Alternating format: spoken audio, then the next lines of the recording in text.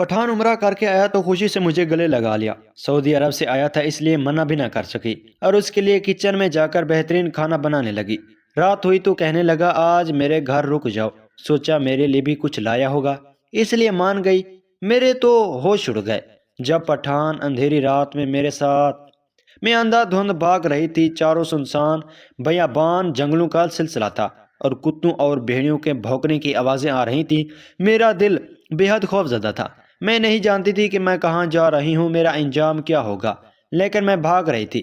मेरे torch lights की रोशनियां मेरे वजूद का अहाता किए हुए थी। वो दो मर्द किसी भूखे शिकार की तरह मेरे पीछे भाग रहे थे। मैं एक कमजोर सी लड़की थी इसलिए जितना भाग सकती थी भाग रही थी, लेकिन मैं जानती थी कि मैं ज्यादा देर तक भाग नहीं पाऊंगी क्योंकि मेरे पाँव अब शल होने लग गए थे। मैं जानती थी कि बहुत जल्द मैं पकड़ी जाऊंगी। जब मुझे कुछ ना सूझी तो मैंने अपना रास्ता फौरन से बदला था और घने दरख्त के पीछे जाके छुप गई। यूं यकदम मेरे पीछे हटने से मैं उनकी टॉर्च लाइट की रोशनी से गायब हुई थी। उनमें से एक कहने लगा, वो लड़की कहाँ गई?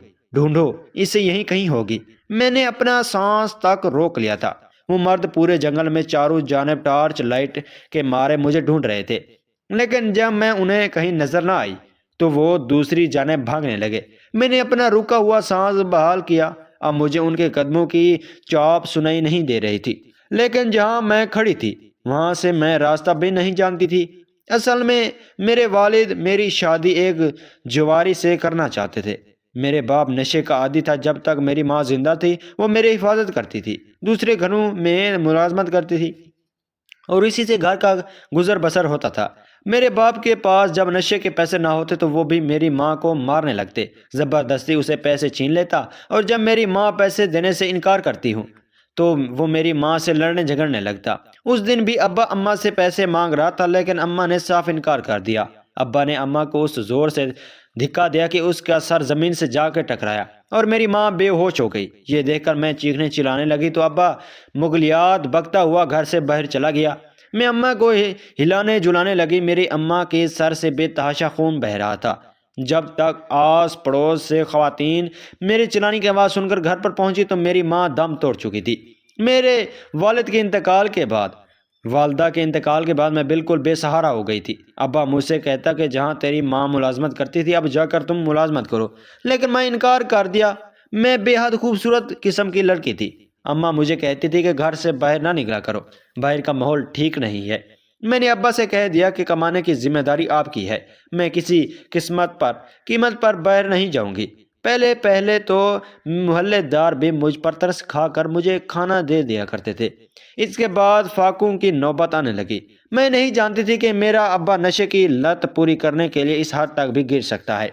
एक रात अब्बा घर आया तो उसके साथ दो मर्द और भी थे, साथ में एक मौलाना साहब भी थे। अब्बा के साथ गैर मर्दों को देखकर मैंने फौरन से दुपट्टे से अपना चेहरा छुपाया और कमरे के अंदर चली गई। कुछ देर बाद अब्बा कमरे में आए, मुझसे कहने लगा कि तुम्हारा निकाह है। ये सुनकर तो मेरे हवास गुम होने लगे। मैंने कहा मैं किसी कीमत पर शादी नहीं करूंगी। अब्बा कहने लगे कैसे नहीं करेगी, मैं देखता हूं तू कैसे शादी नहीं करती। उन्होंने मुझे एक सुर्ख रंग का फैंसी जोड़ा भी दे दिया कि जल्दी से इसको पहन लो, पूरे 10 लाख मिला है मुझे तुम्हारा। मैं तो अपने बाप की बात सुनकर हैरान और परेशान थी। मेरा बाप मेरा सौदा कर चुका था। ज़ाहिर है जिन लोगों में मेरा बाप उठता बैठता था वो भी जुआरी और शराबी ही थे। अब कमरे से बाहर गए तो मैंने अपने कमरे का दरवाज़ा बंद करके ला कर दिया। मेरे कमरे में एक ही खिड़की थी जो कि बैरूनी जानब खुलती थी। मैंने खिड़की खोली और बाहर निकल गई। रात का पहर था और जिस गांव में मैं रहती थी उससे कुछ दूर ही जंगलों का सिलसिला शुरू हो जाता। मैंने खेतों का रास्ता अख्तियार किया और भागने लगी, लेकिन शायद मेरे भागने का इल्म उन लोगों को हो गया जिससे मेरे वालिद ने 10 लाख रुपए ले लिए थे। जब मुझे कुछ न सूझी तो मैं खेतों के बीचों बीच जंगल के जाने भागने लगी। वहां पर घने दरख्तों का सिलसिला था। अक्सर वहां से कुत्ते और भेड़ियों की आवाजें हमारे गांव तक आती, लेकिन मेरे पास अपने बचाव का कोई और रास्ता ना जाए। मैं दरख्त की ओट में अभी खड़ी ये सोच रही थी कि अब मैं कहाँ जाऊंगी। घर से बाहर निकलना खतरे से खाली नहीं होता, मगर मैं तो अपने घर में भी महफूज न थी। मुझे अपनी किस्मत पर जी भर के रोना आया था। दूर कहीं मुझे गाड़ी की फ्रंट लाइट की रोशनी दिखाई दी तो मुझे लगा कि शायद मैं सड़क के बहुत करीब हूँ। मैंने उसी जानब जाना शुरू कर दिया। कुछ ही देर में ना मेन रोड पर पहुंच गई। لیکن وہ سڑک پوری سنسان تھی، کوئی کوئی گاڑیاں ہی وہاں سے گزر رہی تھی۔ میں نے دائیں بائیں جانب دیکھا تو دور مجھے ایک سفید رنگ کی گاڑی نظر آئی۔ میں بھاگ کر اس گاڑی کی طرف جانے لگی، شاید میری مدد ہو جائے۔ میرا دل ابھی زوروں سے دھڑک رہا تھا۔ اب مجھے یہ خوف تھا کہ کہیں میرا پیچھا کرنے والے وہ لوگ کہیں مجھے پکڑ ہی نہ لیں۔ میں جیسے جیسے قدم بڑھا رہی تھی ویسے ویسے میرے دل میں عجیب و غریب قسم کے وسوسے آ رہے تھے کہ کہیں یہ گاڑی آوارہ لڑکوں کی نہ ہو اور وہ مجھے اپنے ساتھ بٹھا کر کہیں اور نہ لے جائیں۔ میں سمجھ نہیں پا رہی تھی کہ میں کہاں جاؤں اور کیا کروں، لیکن جیسے ہی میں گاڑی کے پاس پہنچی گاڑی بالکل خالی تھی۔ میں نے گاڑی کی شیشوں کے اندر جھانک کر دیکھا تو کوئی بھی نہ تھا، شاید یہ گاڑی خراب تھی لیکن میری رات بھر حفاظت کر سکتی تھی۔ میں نے جلدی سے گاڑی کی ڈگی کھولی تو وہ لاک نہیں تھی۔ میں ڈگی میں لیٹ گئی، دروازہ بھی بند کر لیا۔ مجھے ابھی گاڑی کی ڈگی میں لیٹے آدھا گھنٹہ ہو چکا تھا جب مجھے کسی کی باتیں کرنے کی آوازیں آنے لگی۔ ایک نوجوان کسی مکینک کو ساتھ لایا تھا، کہنے لگا اس کی گاڑی کا ٹائر پنچر ہو گیا ہے اور ٹائر وہ گاڑی سے پہلے نکال چکا تھا۔ کچھ دیر میں گاڑی کا ٹائر کر چکا تھا اور پھر گاڑی رواں دواں ہو گئی۔ لیکن میں یہ سوچ رہی تھی کہ اب میں کیا کروں گی۔ یہ گاڑی والا جب مجھے اپنی گاڑی میں دیکھے گا تو نہ جانے میرے ساتھ کیسا کرے گا۔ پھر میں نے سوچا کہ جیسے ہی گاڑی کہیں کھڑی ہوگی میں ڈگی کھول کر باہر نکل جاؤں گی، لیکن وہ گاڑی اس شخص کے بنگلے کے اندر جا کے کھڑی ہوئی تھی۔ وہ نوجوان گاڑی سے اترا، اس نے چوکیدار کو گاڑی کی چابی پکڑا دی اور کہنے لگا میں اندر جا رہا ہوں، ڈگی سے سامان نکالو۔ یہ سن کر تو میری جان نکل گئی۔ جیسے ہی چوکیدار نے ڈگی کھولی تو مجھے دیکھ کر چیخنے چلانے لگا۔ اس کی چلانے کے بعد سن کر وہ نوجوان واپس گاڑی کی جانب تھا۔ شاید وہ چوکیدار مجھے کوئی بھوت یا چڑیل سمجھ رہا تھا، لیکن وہ نوجوان مجھے دیکھ کر کہنے لگا یہ لڑکی کون ہے، تم اور میری گاڑی میں کیا کر رہی ہو؟ نوجوان کا لہجہ بڑا سخت تھا، بات تو وہ اردو میں کر رہا تھا لیکن اس کے لہجے سے صاف لگ رہا تھا کہ وہ پٹھان ہے۔ میں گاڑی سے نیچے اتر آئی اور اس شخص کے سامنے ہاتھ جوڑ دیے۔ میں نے کہا مجھے معاف کر دیں، لیکن میرے پاس کوئی اور راستہ نہ تھا۔ میں مجبور ہو کر آپ کی گاڑی کی ڈگی میں بیٹھی تھی۔ میں نے اس شخص کو ساری بات بتا دی۔ اس نے خاموشی سے ساری بات سنی، پھر کہنے لگا کہ مجھے تمہاری باتوں پر بالکل بھروسہ نہیں ہو سکتا کہ تم جھوٹ بول رہی ہو۔ وہ ابھی مجھ سے بات کر ہی رہا تھا کہ جب اندر سے ایک خاتون باہر آئی۔ مجھے دیکھا تو اپنے بیٹے سے میرے بارے میں پوچھنے لگے۔ وہ کہنے لگا مجھے تو یہ کوئی چور اور چال باز قسم کی لڑکی لگتی ہے، ہمارے گھر رہنے کے بہانے ڈھونڈ رہی ہے۔ میں تو کہتا ہوں ابھی پولیس کو بلا کر اس کو پولیس کے حوالے کر دیتا ہوں۔ پولیس کا نام سن کر میں تو مری جیسی جان نکل گئی تھی۔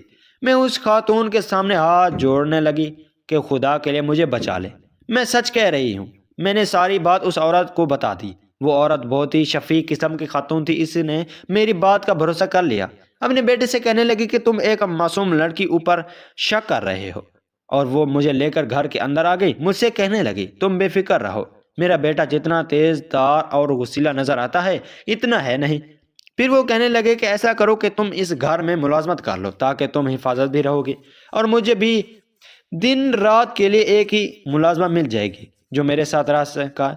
یہ سن کر میں خوش ہو گئی۔ جتنی وہ پٹھان خاتون درد تھی اتنا ہی ان کا بیٹا خڑوس قسم کا تھا۔ مجھے دیکھتا تو گھورنے لگتا، لیکن جب مجھے ان کے گھر کام کرتے ہوئے 1 مہینہ ہو گیا اور میں نے اس کی والدہ کے دل و جان سے خوب خدمت کی تو اس نوجوان کا رویہ مجھ پہ بدلنے لگا۔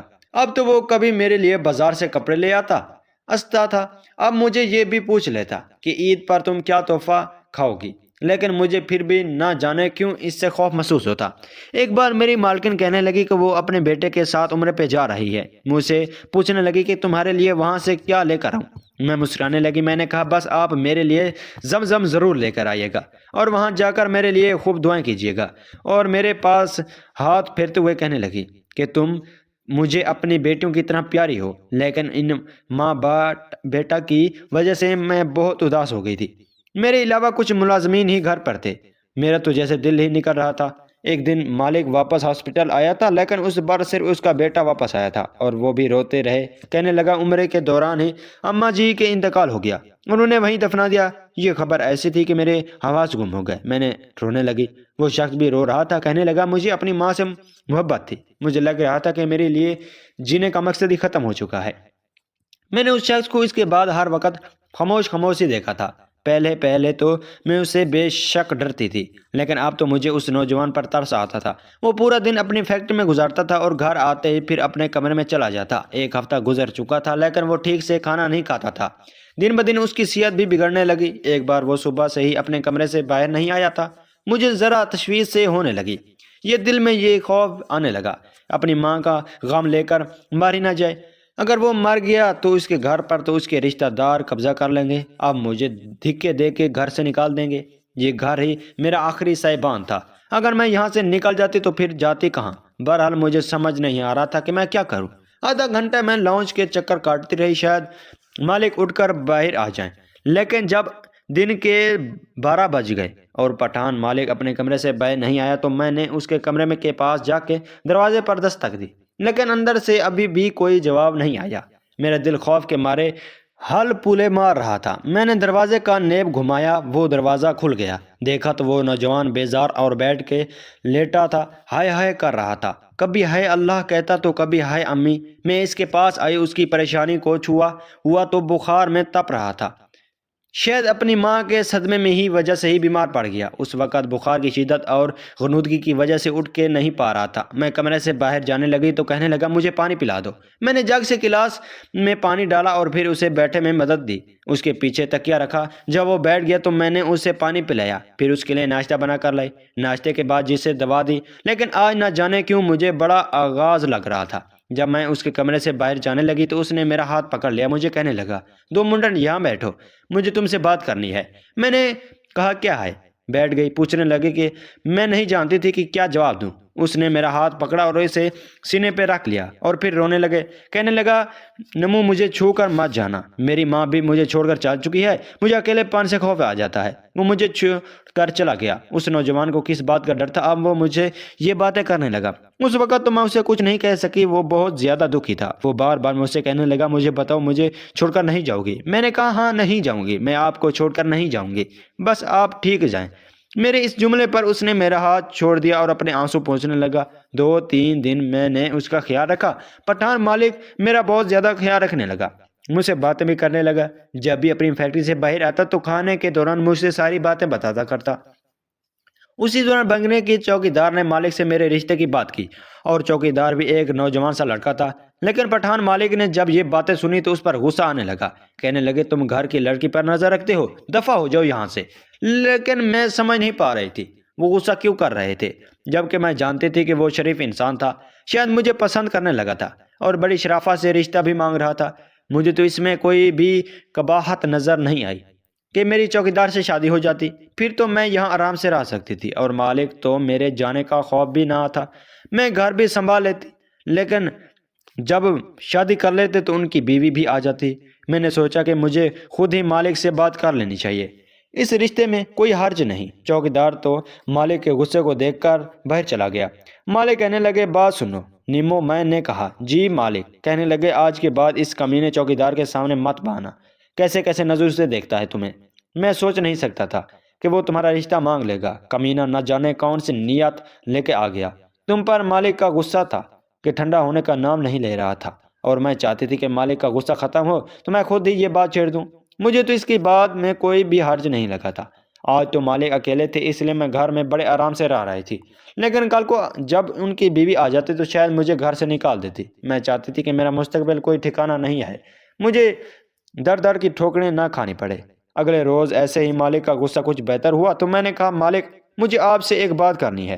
کہنے لگے آج تو مجھے بہت جلدی ہے اور پھر کل میں عمرے پہ جا رہا ہوں، بس کل کی میری ٹکٹ ہے، واپس آ کر تم سے بات کر لوں گا۔ میں نے کہا مالک مجھے آپ سے ہی بات کرنی ہے۔ کہنے لگے اچھا ٹھیک ہے، جلدی جلدی بولو۔ میں نے کہا آپ میری شادی چوکیدار سے کروا دیں۔ میرا یہ کہنا تھا کہ مالک نے مجھے بڑی گہری بھری نظروں سے دیکھا، لیکن بولی کچھ نہیں۔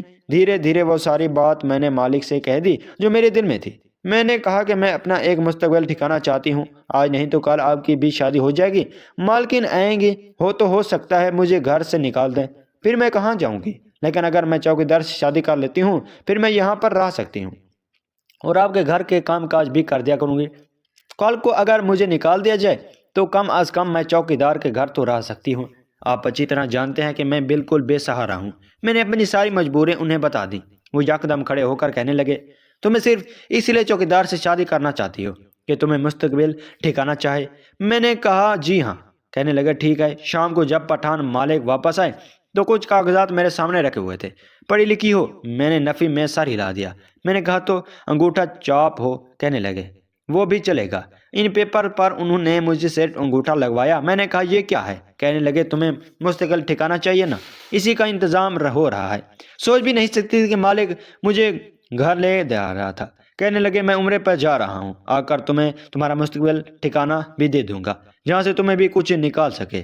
ان کی بات سن کر تو میں حیران رہ گئی۔ وہ عمرے پر چلے گئے، جتنے دن پٹھان مالک واپس نہیں آئے میں بس یہی سوچ رہی تھی، اگر مالک نے مجھے کوئی الگ کھڑا کر دیا تو وہاں بھی مجھے اکیلے رہنا پڑے گا۔ میں کیسے وہاں پر رہ سکتی ہوں؟ یہ تو کوئی حل نہیں ہوا۔ بہرحال 15 دن بعد جب واپس آئے تو بہت خوش تھے۔ خوشی کے مارے انہوں نے اپنے ساتھ لگا لیا۔ یہ دیکھ کر تو میرے ہوش اڑ گئے۔ ان سے اس قسم کے جسرات کی توقع نہیں تھی۔ میں فوراً سے پیچھے ہٹ کر لیکن انہیں کہا کہ کچھ نہیں، شاید عمرے کی خوشی میں اپنے حواس کھو دیے۔ بہرحال کچن میں چلی گئی، ان کے لیے ان کی پسند کے کھانے بنائے۔ کھانا بنانے کے بعد کہنے لگے آج میں تمہیں بتاؤں گا کہ تمہارا مستقبل ٹھکانہ کہاں ہے، اس لیے آج تمہیں یہیں رکنا ہوگا۔ اس سے پہلے کہ میں اپنے کوارٹر میں جاتی، مالک کی بات سن کر میں حیران تھی۔ میں بھلا کیسے اس گھر میں رک سکتی تھی؟ کہنے لگے تمہارے لیے بہت قیمتی تحفہ لایا ہوں۔ یہ سن کر مجھے کچھ تجسس ہوا، میرے لیے وہ کیا لائے تھے؟ کہنے لگے کہ وہ میرے کمرے میں تمہیں دکھاتا ہوں۔ رات کے 10-11 بجے کا وقت تھا اور اس وقت مالک کے کمرے میں جاتے ہوئے مجھے ہچکچاہٹ سی محسوس ہو رہی تھی۔ میں نے کہا مالک میں کل صبح دیکھ لوں گی، لیکن میری تو حیرت کی انتہا نہ رہی۔ بڑی بے تکلفی سے مالک نے میرا ہاتھ پکڑا اور کمرے میں لے گئے۔ اپنا بیگ کھولا تو ایک بہت قیمتی فینسی جوڑا مجھے پکڑا دیا۔ کہنے لگے یہ تمہارے لیے۔ دیکھ کر میں تو دنگ سی رہ گئی۔ کہنے لگے جاؤ اسے پہن کر آؤ، میں دیکھنا چاہتا ہوں کہ تم اس میں کتنی پیاری لگتی ہو۔ مالک کی بات سن کر میرا سانس ہی تھم گیا تھا۔ میں نے کہا دیکھا میں اس قسم کی لڑکی نہیں ہوں۔ اسی سے پہلے میں کمرے سے باہر جاتی، مالک نے میرا ہاتھ پکڑ کر کہا کہ میں بھی اس قسم کا لڑکا نہیں ہوں، تمہیں مستقبل ٹھکانہ چاہیے۔ کھانا تو عمرے میں جانے سے پہلے تم سے نکاح نامے پر انگوٹھا لگایا کروں گا، تم میری بیوی ہو۔ میں نے کہا ایسے کیسے نکاح ہو سکتا ہے؟ مولوی صاحب تو آئے نہیں، حجاب و قبول بھی نہیں کیا۔ میری بات پر مسلک ہنسنے لگے۔ کہنے لگے اس کا بھی انتظام کر دیتا ہوں، کہو تو ابھی مولانا صاحب کو بلا لیتا ہوں، تم دلہن تو بننے کے لیے تیار ہو، میں ایجاب و قبول کا بندوبست بھی کر دیتا ہوں۔ ان کی بات نے تو مجھے شرمانے پر مجبور کر دیا تھا۔ میں نہیں جانتی تھی کہ میری قسمت اس طرح بھی چمک سکتی ہے۔ ناظرین ایسی کہانیاں دیکھنے کے لیے چینل کو سبسکرائب کریں، شکریہ۔